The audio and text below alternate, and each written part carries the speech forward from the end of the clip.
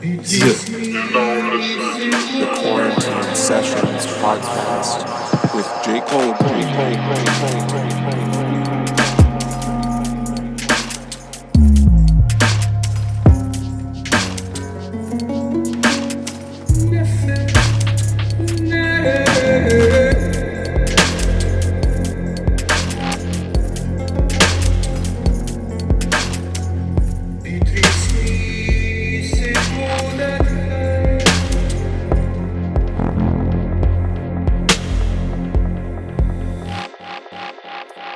What's up, bro?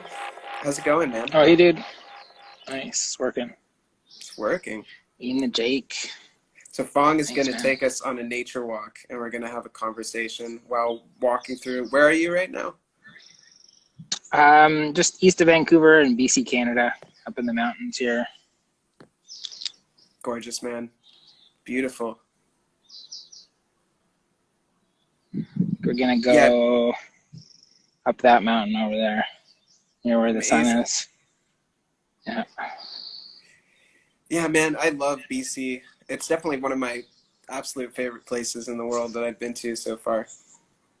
Yeah, cool. Where did you check out when you were here last? I spent like 2.5 months in BC. I started out because I went to Shambhala Festival. So that was my first stop.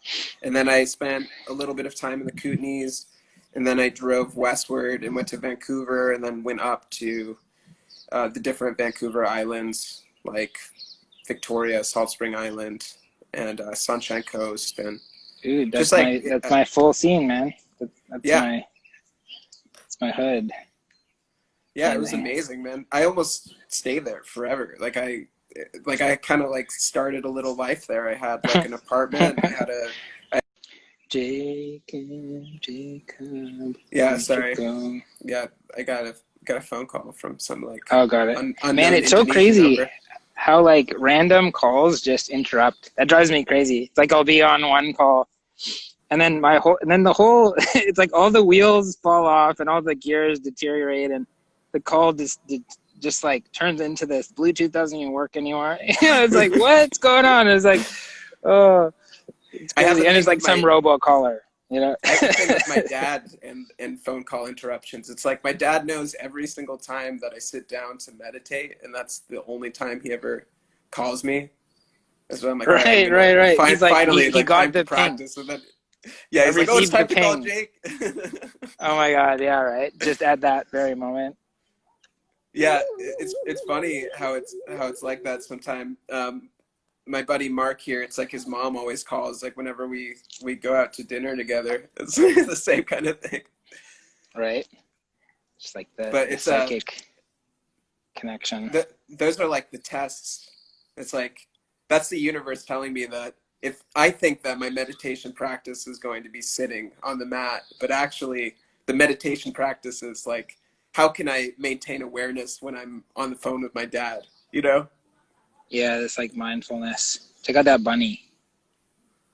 Oh, bunny. Oh, wow. It's like kind of in the center of the frame there. Oh, he took off. It's like, yo, we got four viewers. Can't deal.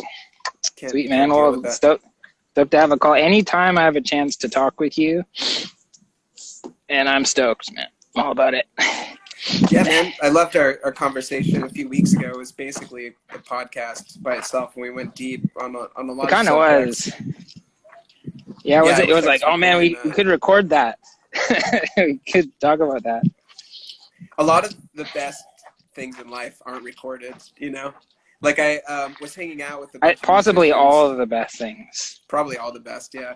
I was hanging out with a bunch of musicians in Thailand, and there were like a bunch of spontaneous jam sessions that just popped up. And some of the music that was being made was like probably some of the best music I've ever heard. And it's just completely gone. Like it was only for the people there in that moment to hear it. And then it's completely gone. No recordings or anything. But I just wonder how much of like the best music ever made was like that. Like it was only for the people that were there to hear it. Dude, the best microdose sessions are like that too. It's like we'll be playing. It's like middle of the night. You're just in the zone, 100%. Got a little crew of people watching, like collective feedback loop. And then the whole thing is like, it climaxes and it's so good. And then it's like, oh man, was I recording? It's like, no man, it wasn't being recorded. And you get this kind of FOMO of like this melancholy slipping away of this beauty. But that's part of it, you know, that impermanence.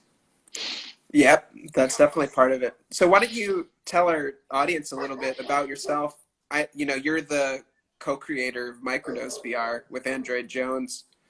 And maybe you can share a little bit about that project and your involvement with it. Yeah, absolutely. And hey, I'm going to pass through this like dog zone here for a sec. So bear with me. As part of the landscape of the journey I'm on, there's this crazy dog here. So I walk right past him. Bali's like one giant dog zone. Like there's just crazy dogs everywhere here. And I'm surprised they're not barking right now. It's like a miracle that there's not crazy dogs barking at all hours here.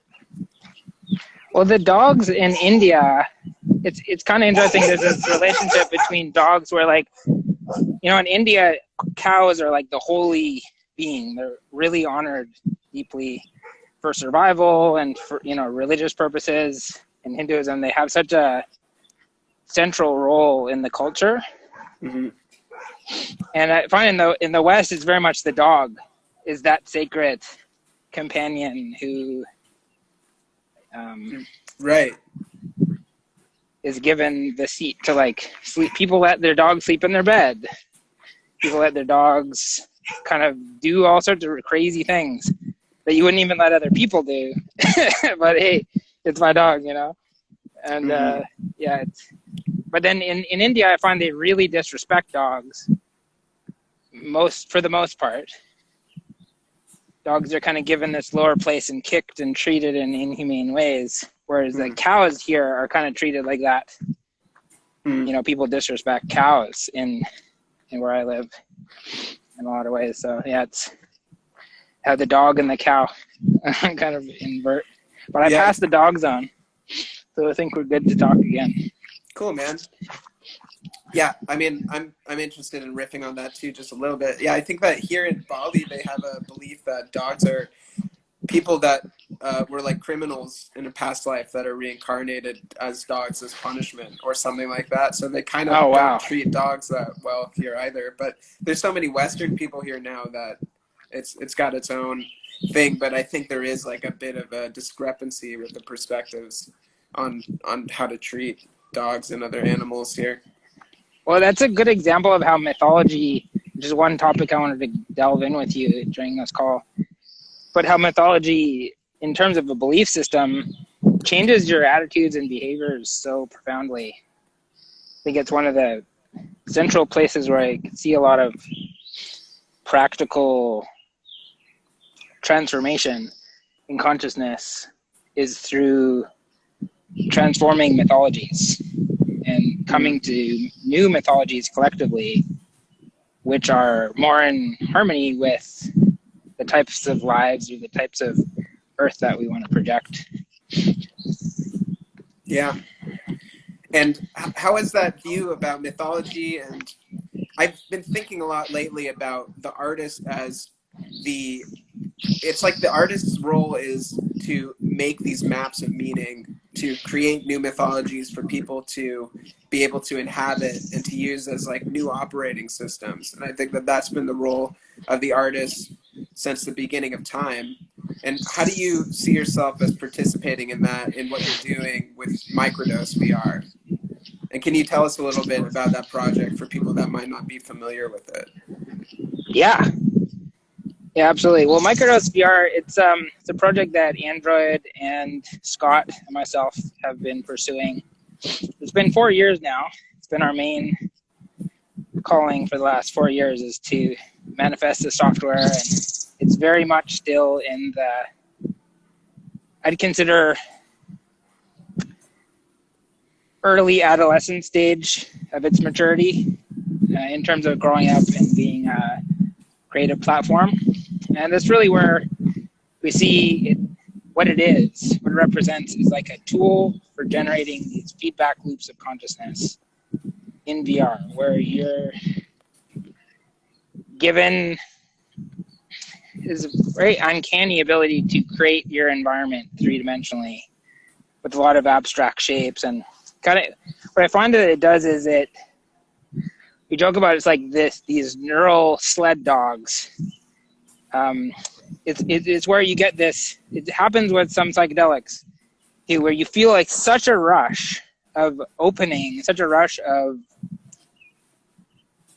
new behaviors or new ways of thinking or new connectivity within your neural networks inside your brain, which with microdose is optimized to what's set up to optimize for creativity. So make your mind more creative. It's kind of what our goal. If we're adding a feature or we're adding a way of using it, the kind of guiding principle is this going to help someone get and sustain a creative flow state one way or another? That's kind of the bottom line for microdose. So yeah, it's a creative flow state simulator, we call it, which is a fancy way of kind of, it's a bit of a joke calling it a simulator, because obviously if you're in a creative flow state, it's happening in your mind. It's not, like, it's like a bike is a bike simulator. You know what I mean? Like, yeah. it is what it is, So, but we try to make it easy, software to make it easy for anyone, regardless of your creative impulse or your creative kind of tendencies to find yourself getting into creative flow state. Mm-hmm.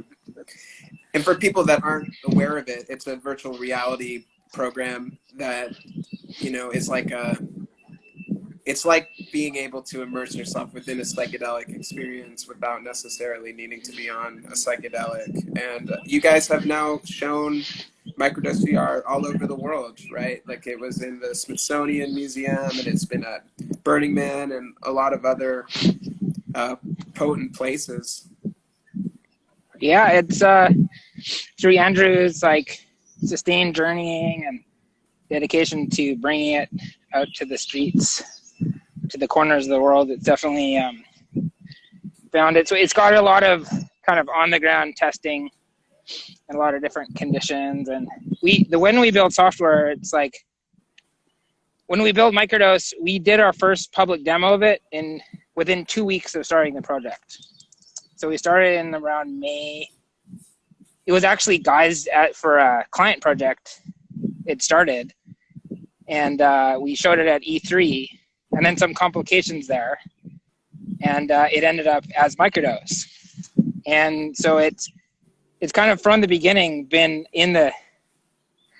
had its iron in the fire of public use and testing, and that's part of our software design philosophy, is to just get software out to people really using it as fast as possible.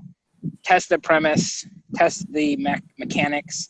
Because the danger when working on a project for too long is like being in an echo chamber. And the creators, you get really confident. Oh, I think I know what people are going to like. I think I know what I like. And then you can go down that rabbit hole only to discover, if you're not listening to enough people's voices, it's easy to kind of paint yourself into a corner with confirmation bias and things like that. So we try to keep it, every major progression we do, try to get it really tested by the community and get like wide feedback on it.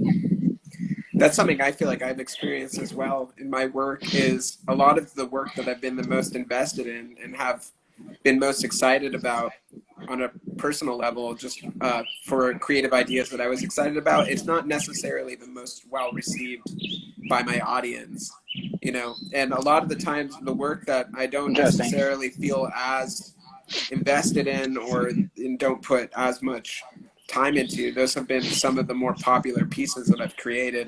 So it's kind of like what I like and what I think is exciting, what I think is cool and what I think is interesting versus what my audience thinks is interesting, or sometimes two different things. Oh, that's an observable phenomenon for sure. Yeah, it's hard to tell as the creator, because being a creator, you expose yourself to all kinds of exotic forms of consciousness, which just aren't necessarily part of status quo or aren't necessarily part of the collective consciousness. They're almost like experimenting with the edges of consciousness as a creator. And so to like take those conclusions and bring them to share to a wider scope of people is, it's easy to get lost in like an echo chamber. That, often, this is why I think often artists aren't recognized till after they die. Mm-hmm. Just because the passage of time, like an artist may be on the edge of some discoveries in themselves, which they're like a test case for the consciousness of the society at large, who will come, the artist can rapidly iterate their consciousness and come to some conclusion that it could take the collective consciousness like decades or centuries or millennium even to come to the same level of liberation. It's right. An interesting phenomenon. Yeah, I think that is why visionary and psychedelic art is still so underground, is that the kind of psychic ideas that it presents to the collective are still too far out and too outside of the typical realm of adopted belief and view, that the public isn't quite ready for it yet. And as there's a greater shift collectively towards, it's a little ahead of its time. And as there's a greater shift towards a more cosmic consciousness, people will resonate with it more. They'll start to understand it more. But most people are still stuck in this real, like, materialistic, reductionistic kind of postmodern worldview, and that's the kind of art then that is popular because it speaks to their consciousness. Yeah, the symbology fits. The pieces fit there. Yeah, I think people will look back on this era of visionary art as a real kind of splurge of experimentation, and with a kind of almost like a golden age. Like, once all the memes, the visual memes, have been like extrapolated on so many times, and I think people will look back on the pieces generated now and be like, oh, those classic days of discovery. We've all, there's now like a whole line of Venosa inspired art. There's a whole line of Alex Gray inspired art. There's a whole line of Android Jones inspired art. The kind of, it's each of those explorations were bigger than the artist themselves. It's almost like the artist was embodying a new way. Like with Robert Venosa, his art was in a lot of ways an evolution of, at least the way I interpret it, meeting Venosa several times and going through his art workshop. I interpret his methodology as an evolution of Salvador Dali's paranoid critical method, which is, how Salvador Dali was, especially after his wife died, he was cooped up inside of his castle for long periods of time. He wouldn't come out, and he painted these last series, which were all a repainting of the same rock wall behind his bed. So he was repainting the same rock wall. So Salvador Dali was painting the same wall again and again, but just like you see different shapes in the clouds, you can hallucinate different shapes in the clouds. He was projecting his imagination onto the rock wall and then drawing, because the rock wall is like kind of chaotic, you could see a lot of things in it. And so he would use it to like stabilize his vision. And what Venosa was doing was similar, but Venosa was doing it on the canvas itself. So a lot of his work started with this kind of chaos inspiration process at the beginning, where he would like lay down the initial colors, the initial color story, the initial vibe of the painting. Could happen in 5 minutes, and it might take months to finish that painting. But that moment of inspiration, when it struck, was kind of the under canvas, the first layer on the canvas of what was then iterated on. So rather than like Salvador Dali drawing, like looking at the chaos pattern in nature and like drawing it, from like a separate source and then the canvas, almost like Venosa was creating that entropy right on the canvas and then teasing out the shapes and the storyline right out of the canvas itself. Yeah, it's fascinating. Yeah, very fascinating. And Venosa's process and work has been really influential on my own creative process. And I would imagine it was really influential on like Android's creative process and probably a lot of other artists.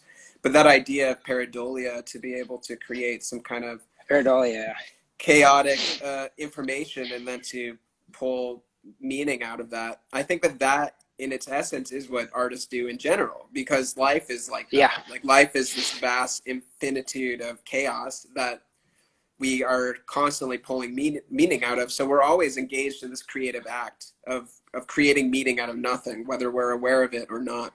I think that artists play with that a bit more consciously, you know, and you can kind of deduce that down into an act like creating a painting, which is a more direct representation of that process that occurs internally for people in general.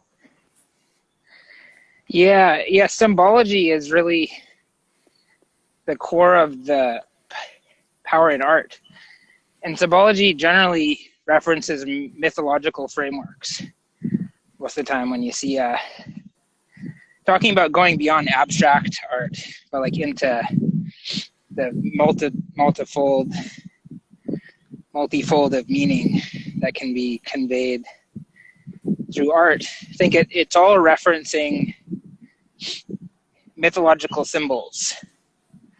Now, if you look, any religion, any culture, you look at the art is like used to convey the symbological, is that a word? Framework of the beliefs. We'll go with it. Yeah, it's like it creates this structure for the mind. And why I like looking at mythologies is because mythologies underlie all of our day-to-day thoughts, all of our comings and goings and attitudes and remarks. And it's all, you dig under and under and under, you can see the bedrock of our psychic landscape, what's under the surface of what appears to be different characters and different beings enacting different beliefs and different mythologies. And it changes so vastly. Like someone raised in India with a polytheistic Hindu framework for perceiving the world will have a very different. This is what Carl Jung discovered late in his career. After he traveled to India, Carl Jung, in his memoirs, he admitted that the beliefs that he had held in developing psychoanalytic practices, which he was very thorough about, as much scientific process could be preserved in this like wilderness of the mind. He was very adamant about preserving that in as much as he could. But at a certain point, you fall off the deep end, and it gets really exciting after you fall off the deep end. So that's why Carl Jung was like, it took so long to do his work. And near the end of his life, after he traveled to India and had these mystical experiences in India with Kundalini awakening and this shamanic kind of Indian tantric practices, his conclusion was late in his career that all his applications, which he thought were universal human principles of the psyche, actually only applied to the Western psyche. And he said you couldn't use his psychoanalytic techniques on Indian people because it doesn't account for differences in the structural landscape of their mythos and their worldviews. Was fundamentally different. And I think that's an example of a really big example of how different mythologies frame worldview. And that's why an artist is so powerful. That's the shamanic power of an artist, is to project these symbols, given the weight that people put on visual stimulus, especially picture it. You can see things that that are difficult to unsee. You know, I got a call here too. Is my audio still here? I can still hear you, yeah. Okay, let me reset my Hello? Yeah, I can hear you. Oh man, it's that thing we were talking about, man. Remember where someone tries to call and like it offsets it like oh man. Dude, it sounds fine though. That was that phenomenon we were talking about earlier in the call. I think we set ourselves up for that because we invoked it. Got to be careful what you invoke, man. Well, that's a very. It's kind of like that's debatable. Yeah, I'm just being facetious. But yeah, what you were saying before, I think that symbols are like the water that we as entities swim through, and humanity is like a group project to construct symbolic meaning in an otherwise infinite and chaotic landscape, you know. And I do think that there are certain people that get more responsibility in that project than others do, and they used to be shamans. I think in general that was the role of the shaman, but I think that role has been, the responsibility of that has been mostly placed now on artists. And how many of the mythologies that people operate through are influenced by, you know, film and television? Like how much does Star Wars or Game of Thrones influence the way people see life? A lot. And that's all the work of artists and constructing these stories, these symbol systems, and myth makers. Yeah, myth makers like George Lucas is one of the great myth makers of this age. Like Absolutely. It or not, you know, the influence that he's generated, which was, of course, the power of that was from his collaboration or insights from Joseph Campbell, writing the original Star Wars, that inspiration of and that brings this very interesting long meditation I've had on mythology, where what I wanted to share is this kind of insight that didn't dawn until maybe about 10 years ago or less. My friend Howard Teisch, he's a Jungian psychologist, really shared this insight with me. I wouldn't have found this without his guidance. And it's this mythological framework of the hero's journey has really infatuated Western culture a lot. And it's powerful. It's similar to the Jungian concept of individuation, where you're on this journey of life to go full circle to realize your independence, and then come full circle to realize your interdependence with everything. And there's, you know, if you follow the hero journey, not just through the part of establishing oneself as the hero, but also why does the hero make the sacrifices that the hero makes, is to give back to the collective consciousness somehow.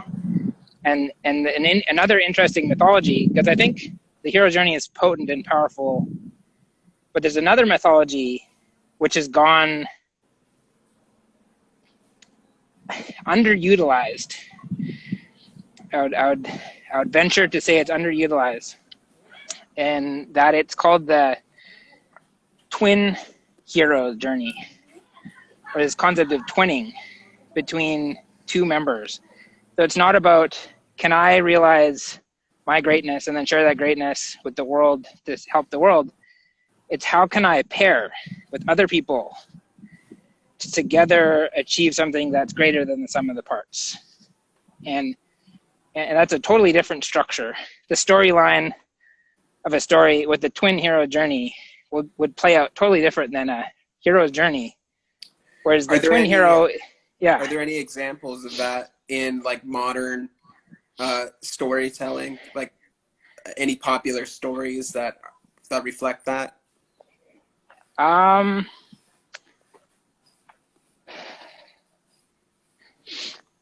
Yeah, I mean, there's got to be some, but not a lot of big ones that would be too recognizable. It appears throughout history, and often in gruesome ways, like two brothers. You know, there's this patriarchal myth of there's a lot of them, where it's like the brothers are in competition, one kills the other, and it's kind of taken this twin hero like journey and kind of yeah, it's kind of bastardized it in this patriarchal way where it's like you take this guy and this guy, and the twin journey becomes this competitiveness between brothers or something. And so in that case, there is instances of the twin hero journey throughout Western culture, but it's largely ends up in the death and subjugation of one of the members. It often happens. And I don't have time to cite all the different stories, but look into it, you know. And one of the structural kind of historic works is called the Pollen Path. If you look it up, it's a Navajo sand painting series called the Pollen Path. And it shows the alchemy done by two people. When two people come together and they really create something greater than the sum of the parts. It's a really beautiful thing that can happen, and I think we need to focus more on that type of mythology in this day and age rather than, oh, can I be a greater hero myself? You know, we kind of got to get over the narcissism of that and see, like, how can we really meaningfully collaborate with people to create something greater here. That was something that we spoke a lot about in our first conversation, which is kind of how to evolve out of an egocentric view into either a world-centric or cosmic-centric view.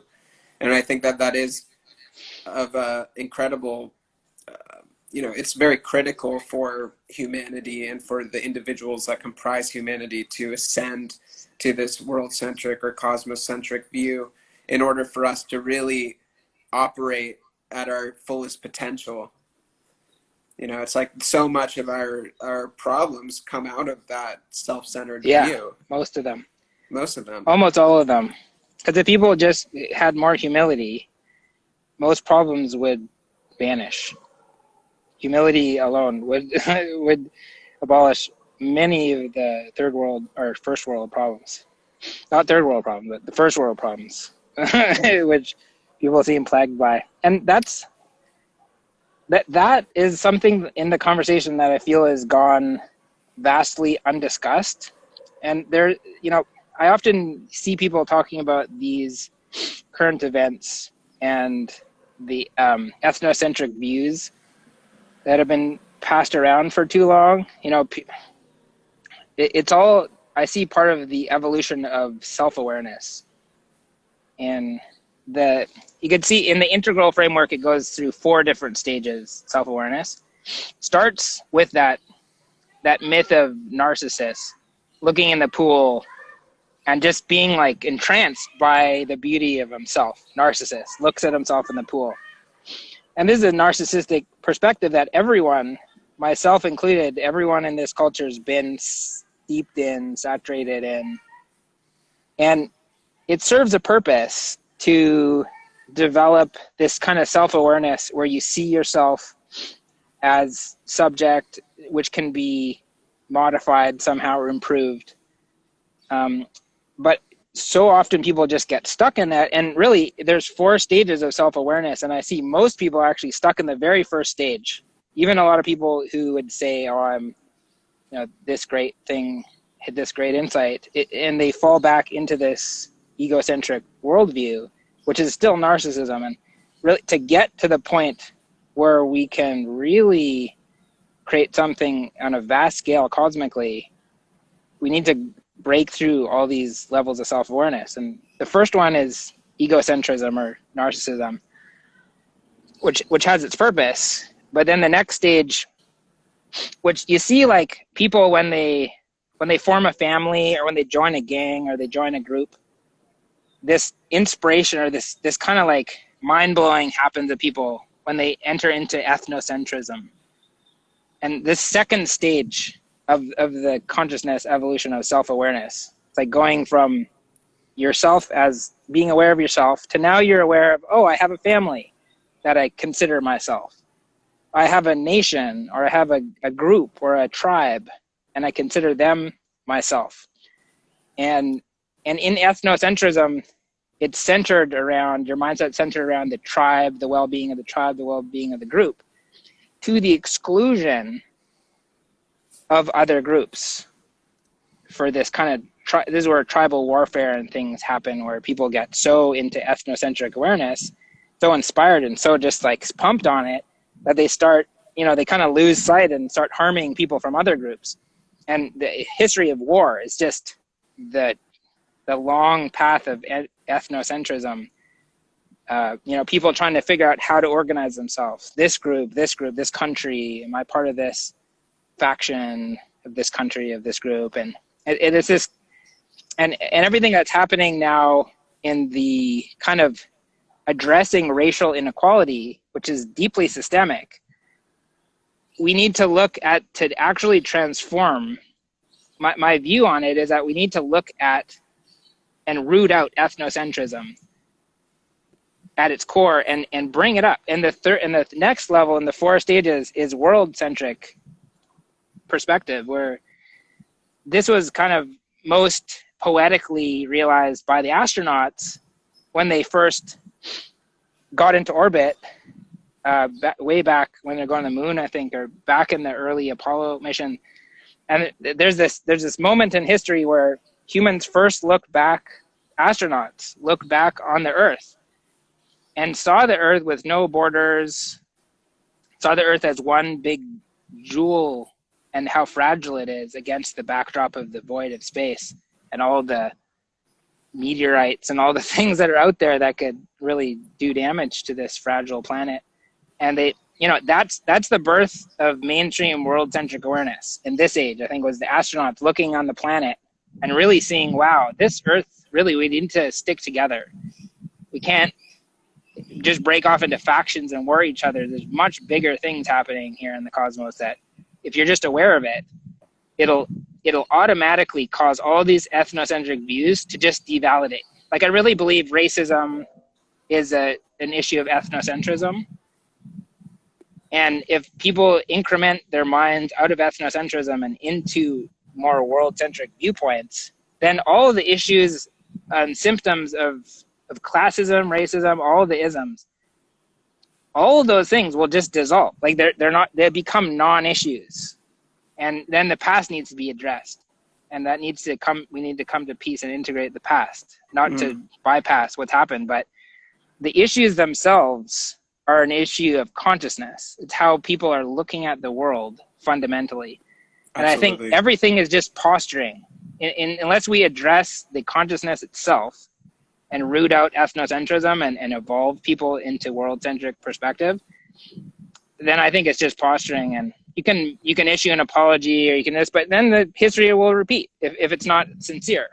Absolutely. If people really don't address those. And I think that's what it comes down to. So world-centric is the next level. And the top level, which I try to aspire to, what I try to grasp and which slips away from my fingers, is cosmocentric awareness, where it's really, there's a whole world of philosophy around cosmocentric awareness. It's basically you could say the myth in the Eastern, Buddhism of the Bodhisattva.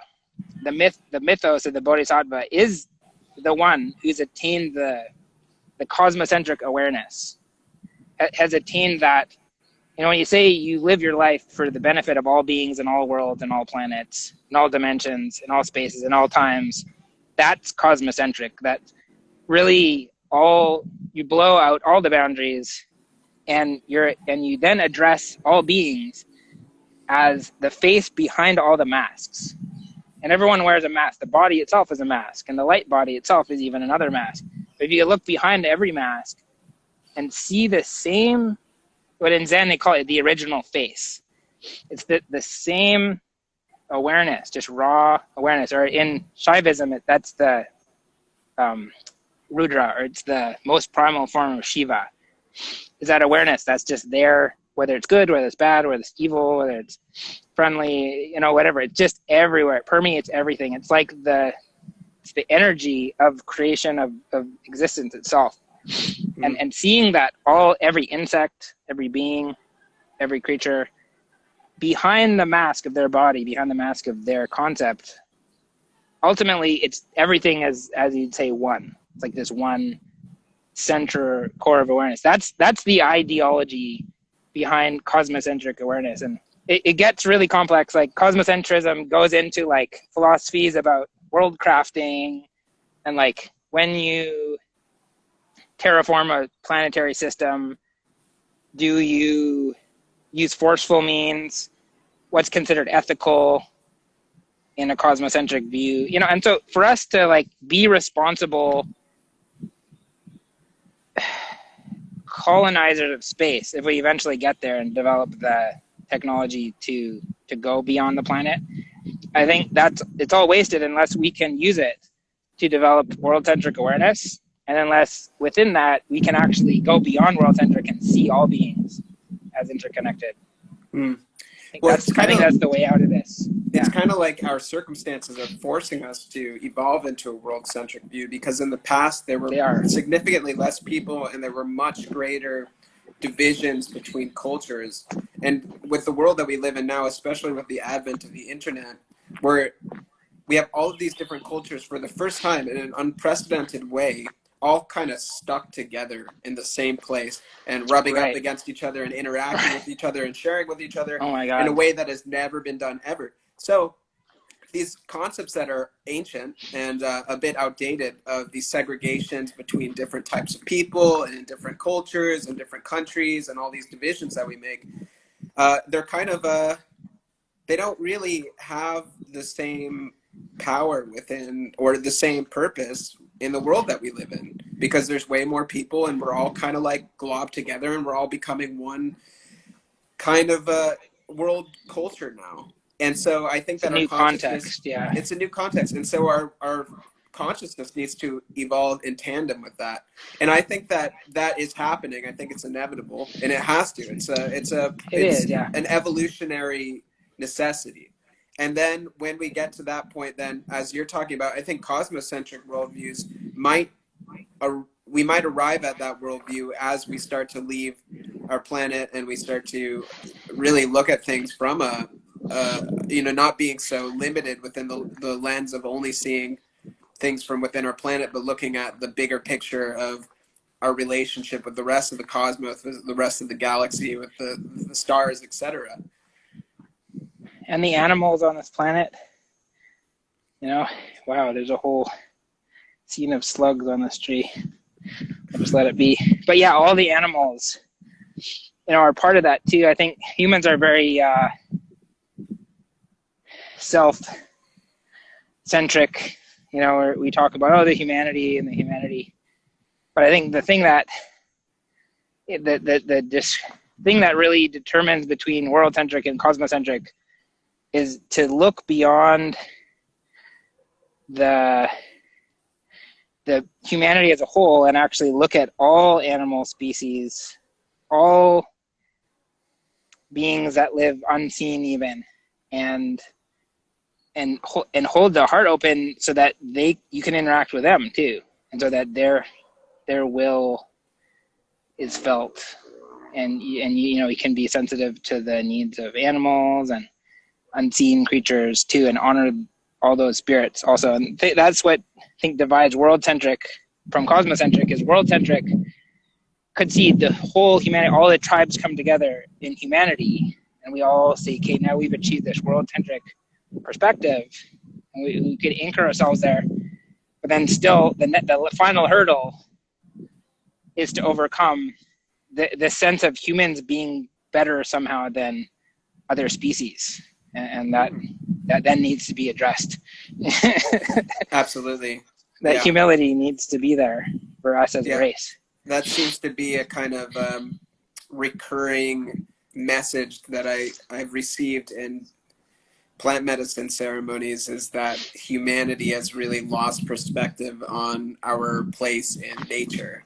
And that's, very apparent in the way that we have interacted with nature and with the web of life, is to see ourselves as separate and superior from it, where in actuality we are a symbiotic aspect of it, and we are part of the whole continuum of life and nature, and we are definitely lower on the totem pole than most things, like, mushrooms, for example, much higher on the totem pole than we are. No, in terms of what they've achieved cosmically, the mushrooms have definitely achieved something that humans haven't even grasped yet. And so mythologies, because they're so, mythology is like a spell on your consciousness. It underlies it. It gives this underlying unseen structure to thoughts and beliefs. And that's why it's really important as an artist to work at that level of mythologies and kind of work together on certain mythologies to increment consciousness to, because the mind follows stories, and the lowest common denominator of stories is the news story.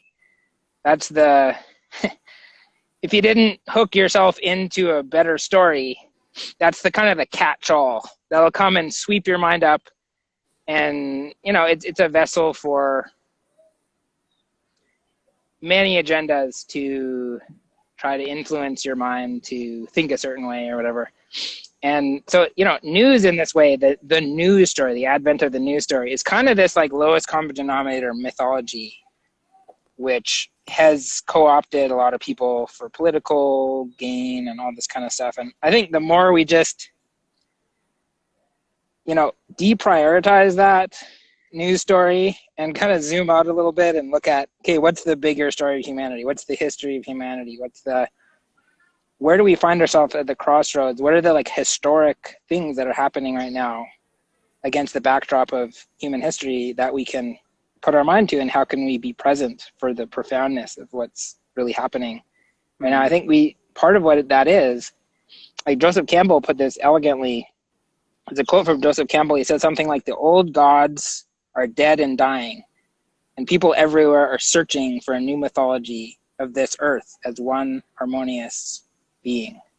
Something like that. I paraphrased it, but you could look it up. It's a Joseph Campbell quote. After all his anthropology studies, looking at all the different cultures, and Graham Hancock's done a good job too of going back at getting an alternative history of okay, factor in all the things that we know happened and repaint the picture, not what you learned in the textbook, but look at the history of humanity as we now know the latest information.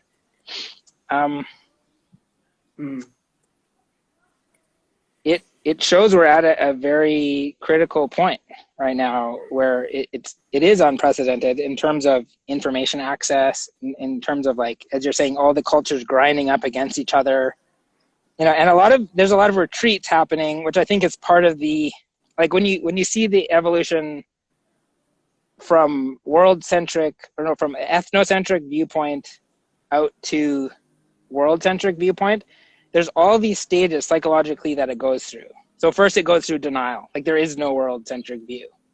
And then, it's faced certain truths. And then it's okay, maybe there is a world-centric view. And then, but my view is still the best. So there's this kind of, and the same with Hero's Journey, it's this incremental, 2 steps forward, 1 step back, 2 steps forward, 1 step back. So as the consciousness is kind of grappling toward this world-centric view, you see these retreats also happening because people are oh my God, this is really happening. This is so big. This throws the perspective of what I've been told out of whack and recalibrates me. So this, MAGA kind of making America great, isolationism, this kind of, and I understand the reasons is national security. There's a lot of reasons why people do this. And then, in India, you see this moody kind of withdrawal into extreme Hindu almost like right-wing fanaticism, Hindu fanaticism. Interesting. Because you touch against the edge and you realize like there's a threshold here that we're about to pass through, and you start to grind against the threshold and feel the reality of this threshold. It's like, wow, this threshold going from an ethnocentric view to a world-centric view is going to change a lot. It might actually erase a lot of political boundaries, or it might change the way that we view different cultural autonomy, and not in the way of globalism. I don't believe in globalism. I believe in uniquely preserving the cultural heritages of each local place, because they've grown up to respect the local spirits of nature, and they've grown up to understand the structure of the mind.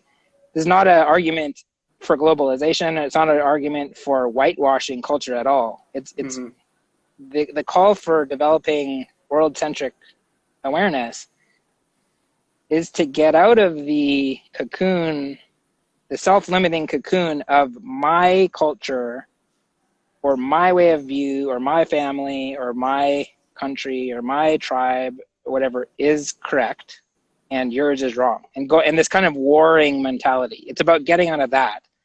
Right. And which the world is, to be honest, traumatized. The rite of passage, and this is why I think a lot of we have like this issue of puer aeternus happening, where there's so many people who haven't gone through this initiatory rites to face themselves against the backdrop of the cosmos, to really see outside of the context of this institution or this identity or this status symbol, but really it's like one-to-one, you and the cosmos interacting in this sacred way. Most people that I've met just at large haven't had a breakthrough experience yet. Right. But a lot of people are curious about it, and they're talking about it or thinking about it, or like. I think the majority of people are just terrified by that because they're so addicted to their own identity, and in order to have a experience like that, it requires an obliteration of your individuality in a way that is like a death, and that's very scary for people. You don't actually die. I mean, whatever the consciousness that you are still exists, and that's a very liberating realization to have, and that's why that's a beneficial experience. But for a lot of people that are so afraid and feel like they need to micromanage and control their realities so much, it's just terrifying. And we only have a few minutes left. Just wanted to warn you about that. This hour's gone by pretty fast. Oh, dude, seriously, that was quick, man. Yeah. I hardly even got here, but I mean, that's really what it is. I mean, it comes down to transforming views, one consciousness at a time, and looking at what are the underlying beliefs, mythological beliefs, and being willing to challenge those, to excavate to the depths of one's own psyche and really excavate those mythologies, and to just surface them. I mean, not necessarily even change them first, but just look and come to terms with, is this serving me? And just giving an honest look at what underlies our decisions, what underlies our beliefs, and what are the mythologies? What is the stories we've been telling each other? I think we need to be willing to challenge those stories, no matter how far back they go, whether they are thousands of years old or religious, fundamentalism. You could go back in history so much and justify, why you have a belief that divides you, because people have had this belief that divides people for so long. But to do justice to the spirit of the day, I think we need to be willing to excavate those things and discard things that we might have felt were sacred somehow, but were actually holding us apart. Yeah, I wholeheartedly believe that's true, and that all of the issues that we face on our planet are products of our consciousness and our beliefs, and that's the root that needs to be addressed and looked at. And I think that people are just afraid of the unfamiliar. Like that, to go into that place requires a complete renovation of our perspectives and our concepts about ourselves in a way that's very uncomfortable and very challenging for people. Yeah. You know, and it also puts a lot of responsibility on us, because most people rather would just consume their worldview from other sources, and that's what most people do. But in order to do that, you need to really take responsibility and make a declaration that you are the one that is creating meaning, and that you're kind of the authority of your own life and existence, which for most people is just like they don't want to brave the existential void in a way that is required to get to that point. Right. There's some courage required to expose yourself to being torn apart. Sure, totally. Every component in a moment, in an instant, you know, but also when the time is reorganized. Right, when the time is right, it happens. And I believe that is liberating. The direction. It's liberating. And I believe that that's the direction that's happening for the world, that as a species, we are evolving into that, and it's inevitable, you know, and much like the metamorphosis that a caterpillar goes through to become a butterfly. Like, who knows what, if the caterpillar does have an ego or a self-awareness or whatever, like what it would think about that. It probably would resist it, because it's a, terrifying and probably uncomfortable process. But I think that, we're going to be tumbled into the diamond that we're all becoming. And I just got the 2-minute mark, and that's a pretty cool note to leave it on. So yeah, thank you, man. Thank you for showing us the beautiful nature in British Columbia, and for this inspiring conversation. And thanks to everybody for tuning in. And you have any final words for us, my friend? Yeah, man, it's always so good hanging out with you, Jacob. I look forward to the next conversation, and whether we record it or not, it's always, you go really fast into the deep wilds, which I always appreciate. So thanks for having me on here. Absolutely. Much love, man. And thanks everybody for tuning in. Chat soon. Yeah, man. All right. Good to see you, man.